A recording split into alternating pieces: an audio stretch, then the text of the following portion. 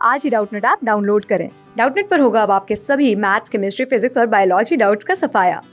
बस अपने क्वेश्चन की फोटो खींचो, उसे क्रॉप करो और तुरंत वीडियो सोल्यूशन पाओ। Download now. यहाँ पर हमें दिए गए ऑप्शंस को देखकर बताना है कि कोडोमिनेंस में हमें इनमें से कौन सा फिनोटाइपिक रेशियो मिल सकता है। तो अगर हम इनहेरिटेंस की बात करें तो अपने इनहेरिटेंस के ट्रेडिशनल लॉज जब हम लेते हैं, मेंडल के लॉज के अनुसार अगर चलते हैं, तो सबसे पहले हमारे पास आता है लॉ ऑफ डोमिनेंस। और लॉ ऑफ डोमिनेंस के अनुसार मेंडल कहते क्या है कि कोई भी एक कैरेक्टर है जो कि कोई ऑर्गेनिज्म एग्जिबिट कर रहा है, तो ये कैरेक्टर किसी एक पर्टिकुलर जीन के कंट्रोल में होगा और ये जीन्स हमेशा पेयर्स में अकर होंगे, जिन्हें कि मेंडल ने पेयर्ड फैक्टर्स कहा था। और इससे इनका यही मतलब है कि एक जीन के दो अलग अलग एलील्स हो सकते हैं जो कि उसी के स्लाइटली डिफरेंट फॉर्म्स हैं। इनमें से एक डोमिनेंट है जो हमेशा ही खुद को एक्सप्रेस करेगा और दूसरी एलील रिसेसिव होती है जो कि डोमिनेंट एलील की प्रेजेंस में एक्सप्रेस नहीं हो पाएगी। तो इसके अनुसार अगर हम देखें किसी भी एक कैरेक्टरिस्टिक का हम एग्जाम्पल ले लें, तो सपोज हमारे पास एक जीन है, उसके दो अलग अलग एलील्स हैं, एक ए और दूसरा बी। तो यहाँ पर तीन तरह की कंडीशन हमें मिल सकती है। या तो हो सकता है ए के लिए होमोजाइगस कंडीशन हो, तो इसमें जो फिनोटाइप कैसा होगा, डोमिनेंट वाला फिनोटाइप एग्जिबिट होगा। बी की अगर होमोजाइगस कंडीशन है तो ऐसे में फिनोटाइप रिसेसिव वाला एग्जिबिट होगा। और अगर हाइब्रिड कंडीशन है यहाँ पर, तो ऐसी हेट्रोजाइगस कंडीशन में जहां एक ए है और एक बी है, लॉ ऑफ डोमिनेंस के अनुसार यहाँ पर डोमिनेंट वाला ही फिनोटाइप जो है एक्सप्रेस होना चाहिए, क्योंकि ए जो है वो बी एलील को सप्रेस कर देता है और सिर्फ खुद एक्सप्रेस होता है, बी को एक्सप्रेस नहीं होने देता। लेकिन यहाँ पर बात करें हम को डोमिनेंस की, तो मेंडल के डोमिनेंस के लॉ के अनुसार तो एक एलील डोमिनेंट होती है, दूसरी रिसेसिव होती है। लेकिन को डोमिनेंस में एक ऐसी कंडीशन हम देखते हैं जहाँ पर कोई भी एलील दूसरी को पूरी तरह से सप्रेस नहीं कर पा रही, पूरी तरह से ना कोई डोमिनेंट है ना रिसेसिव है, और एक हेट्रोजाइगस कंडीशन के अंदर इन दोनों में से कोई भी सप्रेस नहीं होगी, दोनों का एक्सप्रेशन यहाँ पर साइमल्टेनियसली होगा।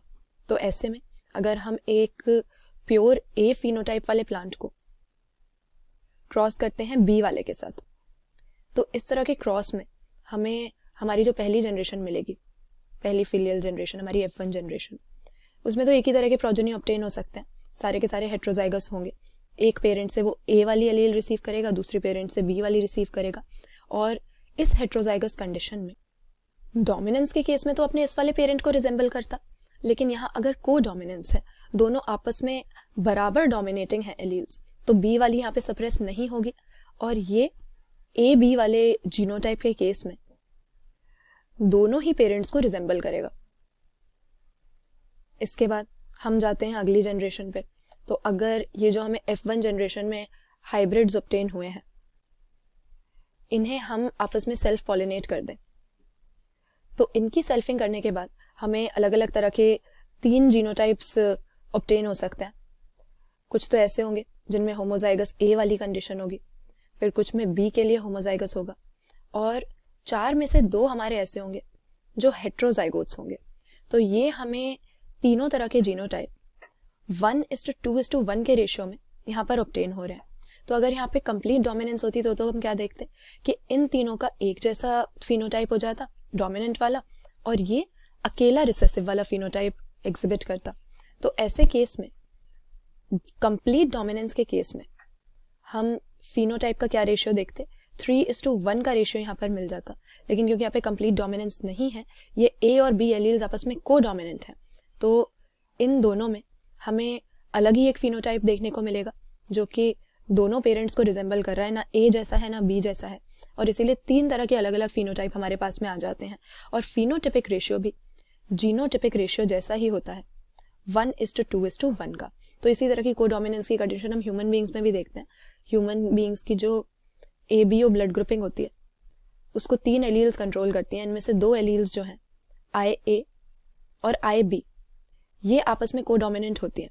तो अगर किसी के पास IA हो खाली तो उसका ब्लड ग्रुप A हो जाता है, किसी के पास IB हो उसका ब्लड ग्रुप B हो जाता है। लेकिन अगर किसी के पास ये दोनों एलील्स इकट्ठी अपीयर हो जाए, ऐसा हेट्रोजाइगस जीनोटाइप हो, तो उसका ब्लड ग्रुप ना A रहता है और ना B रहता है। ए बी टाइप का ब्लड ग्रुप हो जाता है, क्योंकि ए और बी दोनों ही तरह के एंटीजन उसके आरबीसीज पे हमें मिलेंगे। तो इसी तरीके से यहाँ पर भी हम देखेंगे कि होमोजाइगस ए की कंडीशन में ए टाइप का फिनोटाइप, यहाँ पर बी टाइप का, लेकिन हेट्रोजाइगोट्स में दोनों को रिजेंबल करने वाला, दोनों ही पेरेंट्स को रिजेंबल करने वाला हमें फिनोटाइप मिलेगा।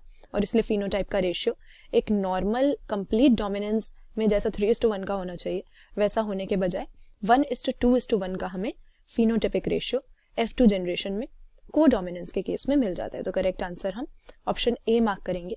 जीनोटाइपिक रेशियो जैसा ही ये सेम हो जाएगा, क्यों? क्योंकि 3 तरह के फिनोटाइप यहाँ पर अपीयर हो रहे हैं। हेट्रोजाइगोट्स दोनों ही पेरेंट्स को रिजेंबल करेगा। क्लास 6 से 12 से लेके नीट, IIT, JEE मेंस और एडवांस के लेवल तक 10 मिलियन से ज्यादा स्टूडेंट्स का भरोसा। आज ही डाउनलोड करें डाउटनेट ऐप या व्हाट्सएप कीजिए अपने डाउट्स 8400 400 400 पर।